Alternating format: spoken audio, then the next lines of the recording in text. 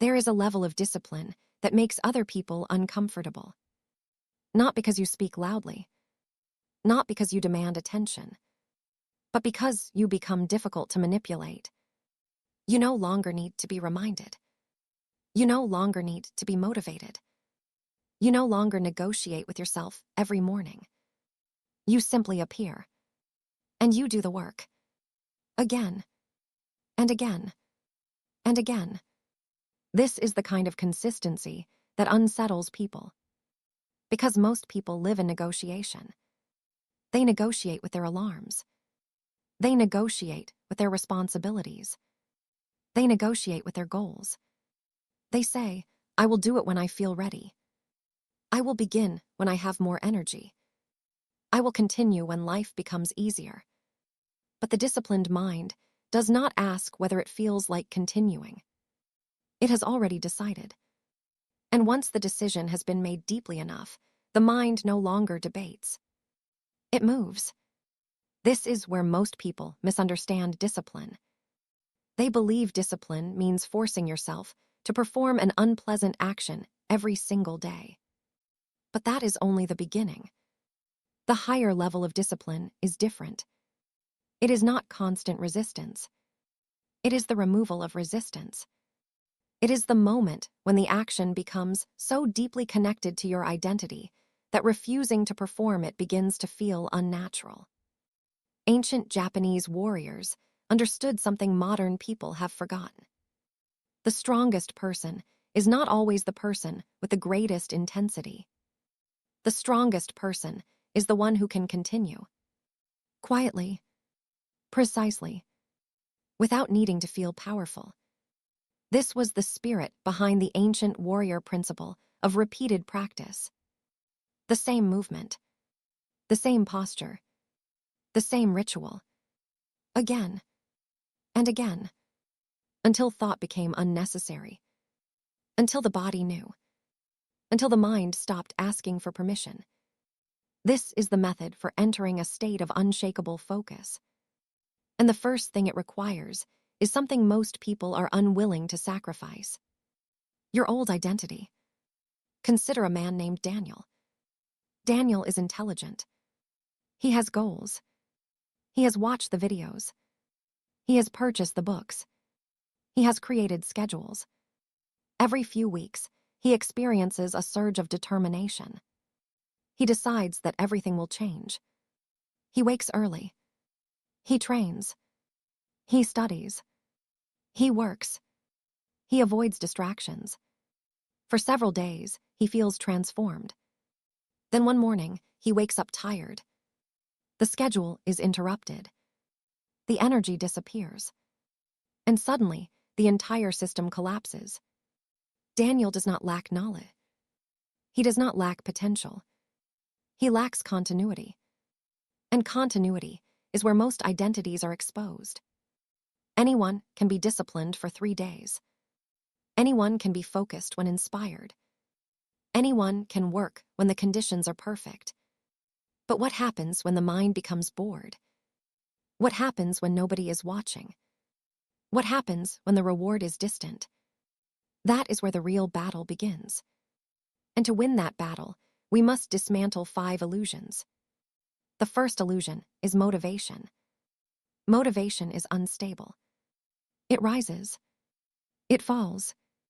It disappears. If your discipline depends on motivation, then your discipline is not discipline. It is weather. And you cannot build a permanent life on weather. The samurai did not train only on the days when training felt meaningful. The warrior did not draw the sword only when inspiration appeared. The practice existed before the emotion. The action came before the feeling. This is the first principle. You do not wait to feel ready. You become ready by beginning. The mind often lies to you in a very intelligent voice. It says, "Not today. Tomorrow will be better. You should rest. You need to think about this first." And because the voice sounds reasonable, you obey it. But every time you obey that voice, you reinforce an identity. The identity of someone who requires permission. So the first step is simple. Stop asking motivation to lead. Let commitment lead. Motivation may follow. It may not. It does not matter. The machine moves. The second illusion is choice. Most people believe freedom means having endless options. But endless options destroy focus. Every morning, they decide what time to work, what to study, how long to train, whether to begin, whether to continue. And every decision consumes mental energy. The battlefield is already lost before the work begins. Ancient systems understood the power of pre-decided action. The warrior did not wake up and ask, "Should I practice today?" The practice was already part of the structure. This is the second principle. Remove the choice. Choose once, then obey the decision repeatedly. Your practice must have a fixed time. Not sometime in the morning. Not when I have free time. A fixed time. A fixed place. A fixed action. At this hour I train. At this hour I study. At this hour I create. The decision has already been made. You do not debate with a decision that has already been made. This is how discipline becomes automation. The river does not wake each morning and decide whether it will flow. The river follows its path. And because it follows its path continuously, it eventually reshapes the landscape. Your mind works the same way. Repeated action creates a channel. The more often you return to the same action, at the same time, under the same conditions, the less energy is required to begin. The action becomes a path. Then the path becomes a pattern. Then the pattern becomes an identity. The third illusion is variety. Modern people constantly seek novelty. A new routine. A new method. A new app. A new strategy. A new system. But mastery is usually built through repetition so consistent that the mind becomes bored. And this is where most people escape. They believe boredom means the method has stopped working. It often means the method has finally begun working. The beginner needs variety. The master needs depth. A samurai does not need 1,000 techniques if one technique has been practiced, until the body can execute it without hesitation. The purpose of repetition is not to entertain the mind. The purpose of repetition is to transform the mind. The same action. The same time.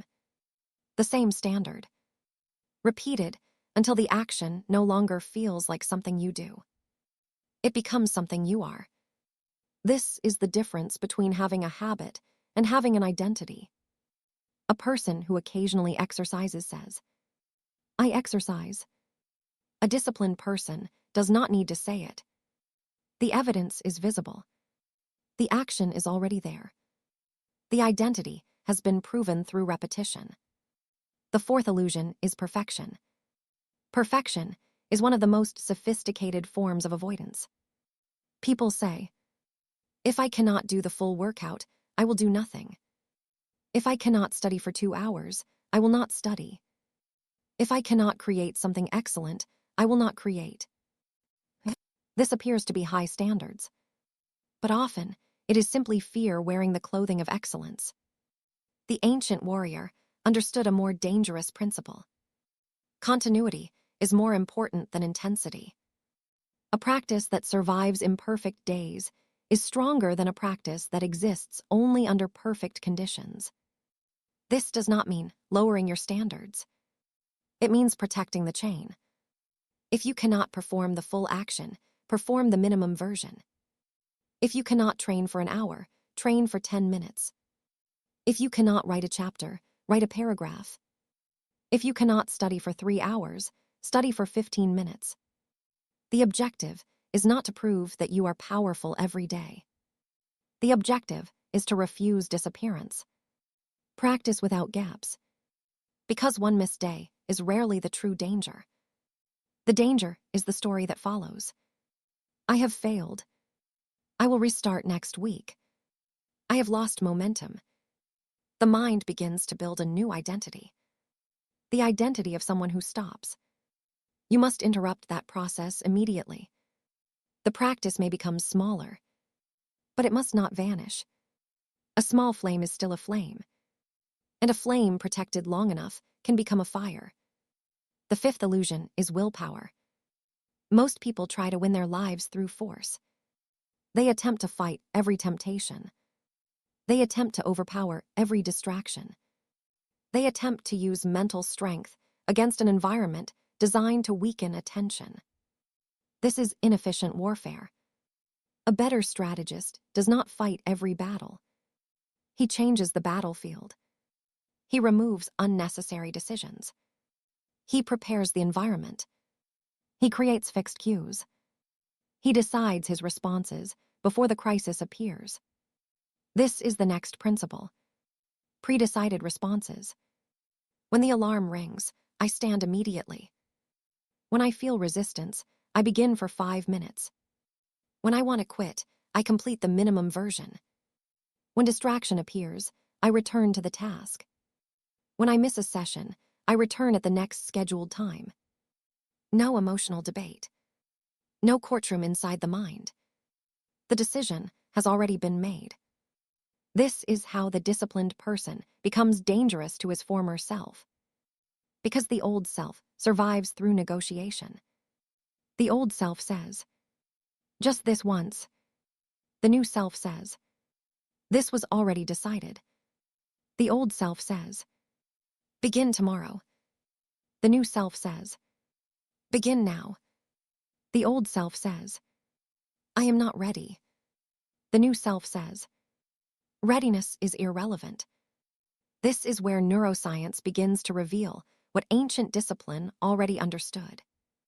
Repeated behaviors strengthen neural pathways. The brain becomes more efficient at actions that are performed repeatedly. The action becomes less dependent on conscious effort. Research in behavioral science and neuroscience has repeatedly examined how repetition, cues, routines, and automaticity shape behavior. Institutions such as Harvard, MIT, and Yale have contributed to broader research on learning, behavior, attention, habit formation, and the brain's capacity to adapt through repeated experience. The principle is simple. What you repeat, you reinforce. What you reinforce, you become more likely to repeat. The cycle continues. This is why inconsistency is so dangerous. You are not merely missing an action. You are rehearsing an identity. Every time you abandon the practice, you teach the brain, "This is what I do when resistance appears." But every time you return, you teach something else. "This is what I do. I return. I continue. I do not disappear." Again. I return. I continue. I do not disappear. This is the psychological architecture of unshakable focus. Not endless intensity. Not emotional excitement. Continuity. The same way a choreography becomes automatic through repetition, your discipline becomes automatic through structure. The same way a machine becomes reliable through repeated cycles, your mind becomes reliable through repeated decisions. The same way warfare is won through preparation before the battle, discipline is won before temptation appears. You do not wait until you are distracted to decide how you will respond. You decide now. You do not wait until you are exhausted to decide whether you will continue. You decide now. You do not wait until you are tempted to negotiate with weakness. You decide now. This is the ancient power of the vow. A public declaration. A decision made visible. Not because other people possess control over you, but because the declaration forces the hidden mind to confront the identity you claim. So make one. Not a dramatic promise. Not an emotional speech. A simple declaration. I am no longer training myself to stop. That is enough. Because from this moment forward, your objective is not perfection. Your objective is continuity. You will choose a fixed time. a fixed action, a minimum version, a pre-decided response. And you will practice without gaps, not because every day will be easy, but because difficulty is not evidence that the system is broken. Difficulty is the environment in which the system proves itself. At first, you will feel resistance, then repetition, then familiarity, then something more profound. The action will begin to feel inevitable. You will no longer experience the same internal negotiation. The question will disappear. Should I do it? Will become. This is what happens now. That is the moment identity begins to change. And identity change is not always comfortable, because the old identity does not disappear peacefully. The version of you that seeks comfort will resist. The version of you that needs motivation will resist. The version of you that depends on endless choice will resist. The version of you that wants to remain familiar will resist. Let it resist. You are not required to preserve an identity that has repeatedly betrayed your goals. There is a form of death required for transformation. Not physical death. The death of the identity that keeps returning to the same weakness. The death of the person who says, I am trying. The death of the person who says, I will start soon. The death of the person who waits for the perfect conditions. That person must disappear. Not through violence, through disuse.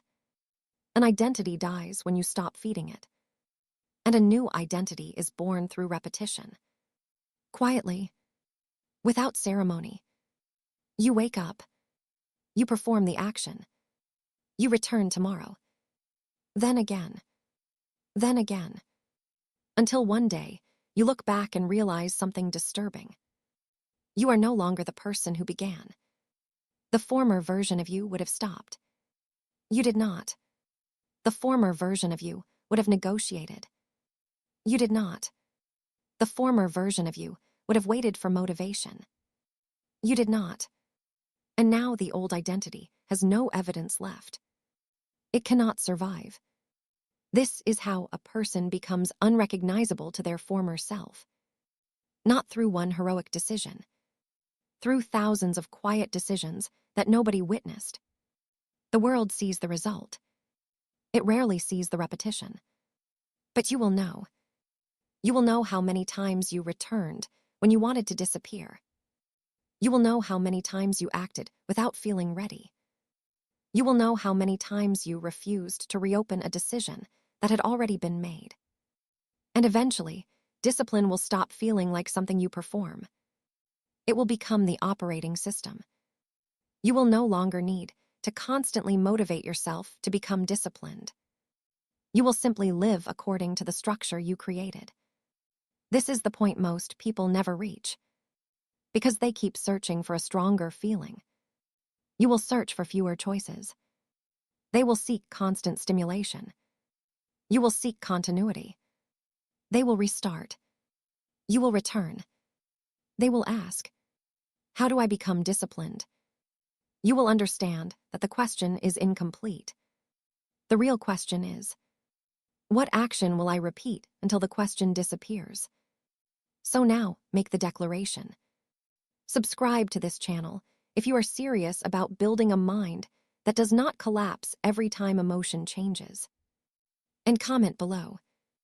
I return, I continue, I do not disappear. Do not write it as a slogan. Write it as a psychological commitment. A public declaration that you are no longer training yourself to abandon your own decisions. Your words are not magic. Your commitment is not created by typing a comment. But the act of declaring seriousness forces a line to be drawn. Before this moment, and after it, the old identity will attempt to return. It will offer excuses. It will offer comfort. It will tell you that tomorrow is more convenient. You will recognize the voice. You will not need to fight it. You will simply follow the decision. Fixed time. Fixed action. No unnecessary choice. Practice without gaps. Pre-decided responses. Again, and again, and again, until the river has carved its path, until the machine runs without hesitation, until the choreography becomes instinct, until the battlefield is no longer inside your mind. And one day, you will understand the final truth. You were never trying to become a different person.